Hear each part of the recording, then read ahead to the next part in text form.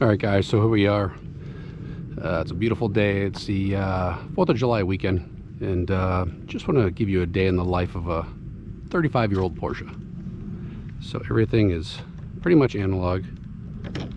You could have, it has power locks, but you got to use a key. I guess you could put on a alarm system with it, but yeah, why bother?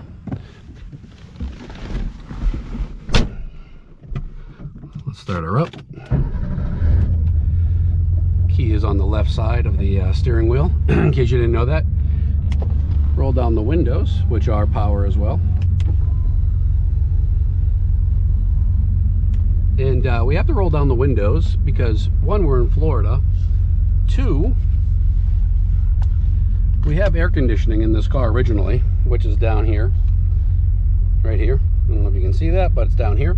And it hardly ever worked, right? It was kind of an afterthought from the factory at Stuttgart, and but it was kind of an afterthought from the factory for American cars, American Porsches, because as you know or may not know, Germany is similar to the Northeast and its climate, so it's not always hot, or it's not as hot as it is here in Florida, especially with the humidity. So anyway, after thousands of dollars invested in the AC, I decided to pull it out because I was tracking this car at Sebring, and it saved about 52 pounds total. So it figured it didn't work, didn't cool down much anyway. The windshield is right here in your face. It's almost like a cab over on a truck. That you're right here, and that sun just comes blaring down in, and yeah, it just overwhelms the AC. So anyway, we have nature for our air conditioning. And yeah, so let's just take a little ride. And we have no power steering in these cars, no power steering. We have power brakes. I think they're power brakes assisted, but no ABS, no traction control, no stability control. So it's all down to the driver. It's a true driver's car. It's very analog, which is what I love. And you feel everything through the road. And it's with the engine being a true rear engine behind the axles, you have to be super careful in the dry, but even more so in the wet.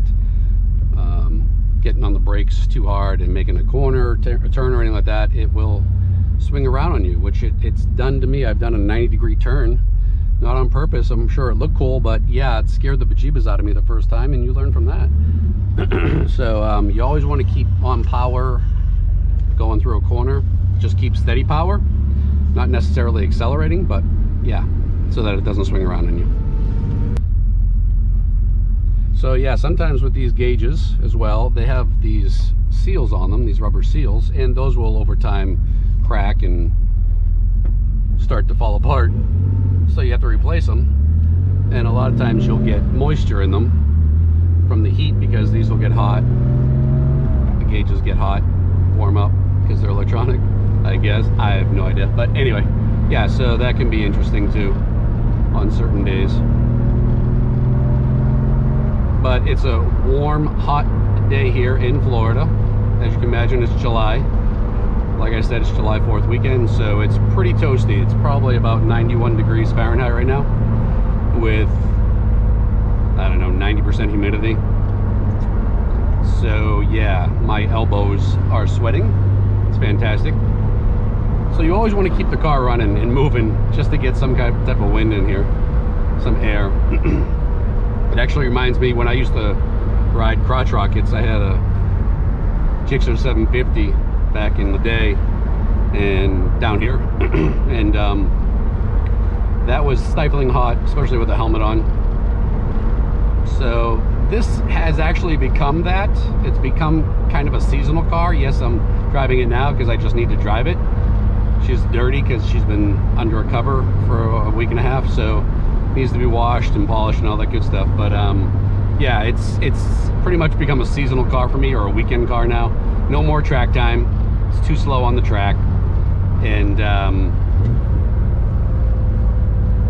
with this heat and humidity, like all my t-shirt and shorts are all just sweating right now, just from the hour I've been out in it. But yeah, so that's probably a little TMI, but it's become a seasonal car like my motorcycle became, and only ride it on really nice days. I don't mind driving in the rain. Problem is that with no AC and the frosters don't work really that great. You know, if it's raining, you have to have your windows up, and then it fogs up, and it can be a nightmare. So yeah, she's not a garage queen by any means, and I've driven this to the track for years and wrung her out hard at the track and drove her back, and never an issue. It's been a great car.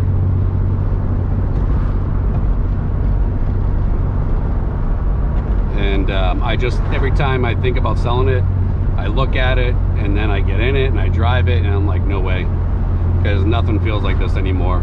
The new cars are great, but they're all, in my opinion, they're all assisted this and assisted that and all automatic. I mean, yeah. So this takes a bit more skill and awareness. You have to really be mindful of driving. It's not something you can just kick back. I mean, it doesn't even have cup holders.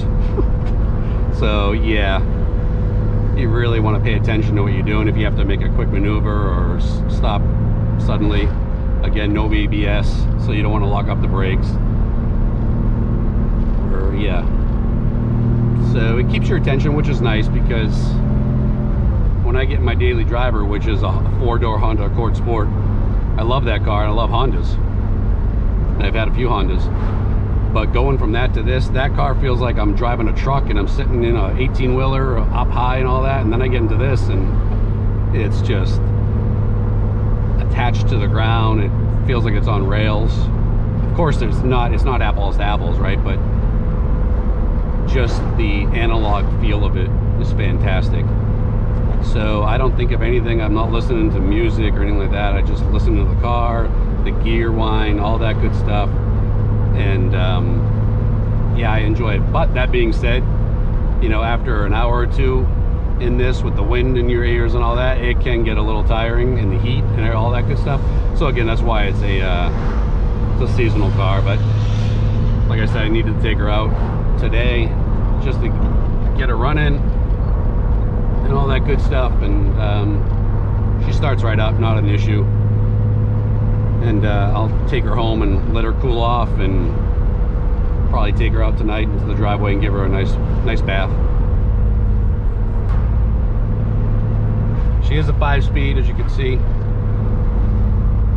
I love rowing the gears, and so much fun. So involved driving this car.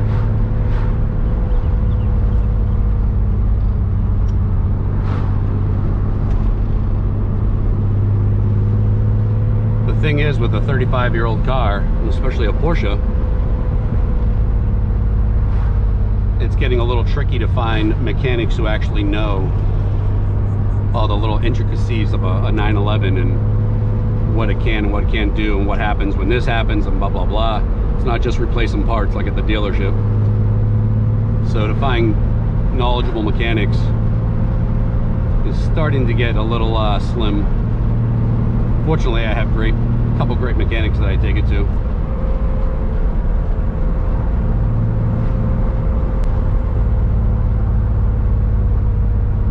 But another 10 years from now, who knows what it's going to be like as far as mechanics and experience goes.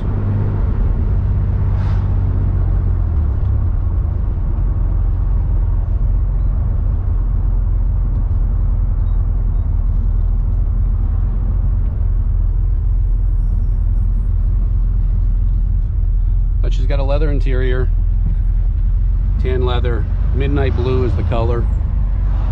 So she looks black at night, and during the day she's the nice blue.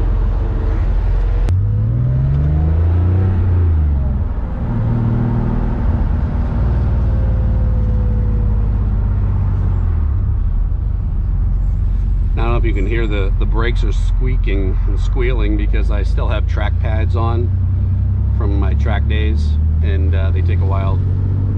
Rotor's got to heat up and has got to heat up. Otherwise, they make that noise, the squeaking noise.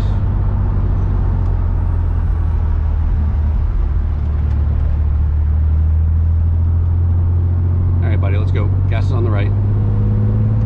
There you go.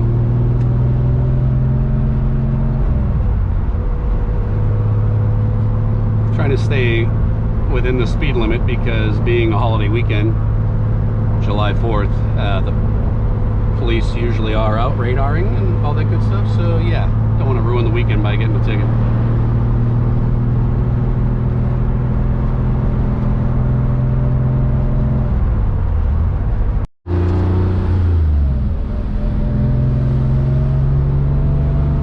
Alright guys, sorry about that. So we're back. My battery died, so I had to replace the battery. But anyway, and I changed the view to super view from wide view. Give you a little more better view, I guess. So I don't even know where I was talking about. I think talking about how hot it is, and the car is just a seasonal car now. It's a great car. I love the car, hence the reason I've had it for 18 years and just can't get rid of it. Not to mention everybody I talked to about selling it, they're all like, don't do it, you're gonna regret it. And I agree. I mean, you can't. This is the classic look. I had posters of this car on my bedroom walls when I was a little kid, and yeah.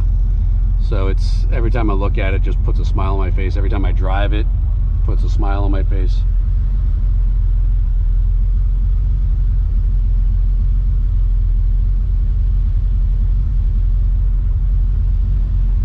So it's going to be difficult to do. I did add this air fuel mixture gauge here just to give me, when I was on the track, just to give me an idea. The clock usually goes there, but that and the radio, the only two things I've changed in the car permanently. Other than that, everything's pretty much stock, and the steering wheel. So thanks guys for watching, appreciate it, and hope you had a great 4th of July weekend, and I will see you guys in the next one. Take care.